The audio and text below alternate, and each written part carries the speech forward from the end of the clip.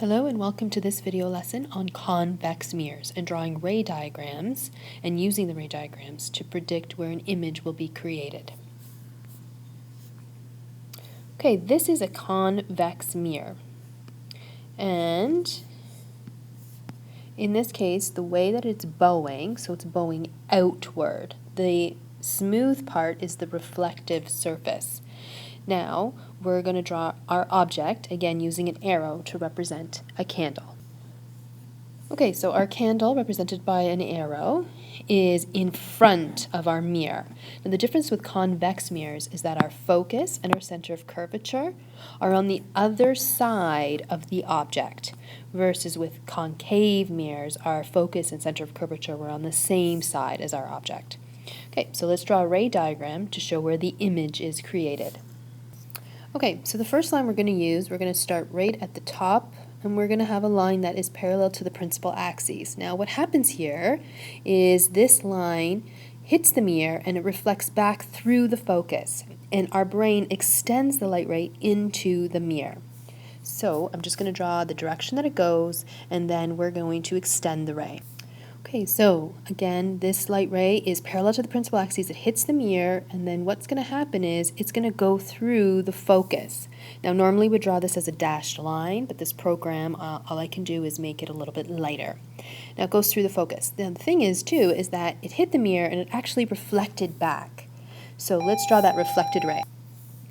Okay, so this light ray came, it hit the mirror, and it reflected back. But if it's parallel to the principal axes, it's going to reflect back through the focus. And what our brain does is it extends that light ray into the mirror.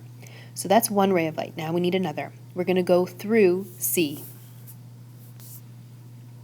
Okay, so the next ray of light, you're going to get a ruler, and you're going to start from the very top of the object, and you're going to draw a line so that it goes right through C. Now again, when it's on the same side of the mirror as the object, it's going to be a solid line. When it's on the opposite side or in the mirror, it should be a dash. Now I'm just showing you what you're going to draw, and now I'm going to use a gray line to represent the dash. Okay, so it's going to look something like that, again drawing the direction that happens. So this goes towards the mirror, and then it's going to keep going towards C, but it actually hits the mirror and reflects back. So this line hits the mirror, reflects back, but our brain extends it through C.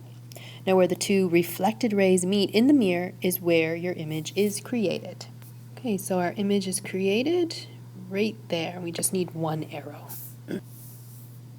Okay, and this is our image. So we draw it from the principal axis towards where the lines meet. Now we're going to use salt to describe the characteristics. The size of the image is smaller than the original object. The attitude is that it's upright because it's above the principal axes. The location is in the mirror. And all of these types of images are virtual. These are actually the characteristics for all objects using a convex mirror. So the image is always smaller, upright, in the mirror, and virtual. It doesn't matter where you place the object relative to the mirror.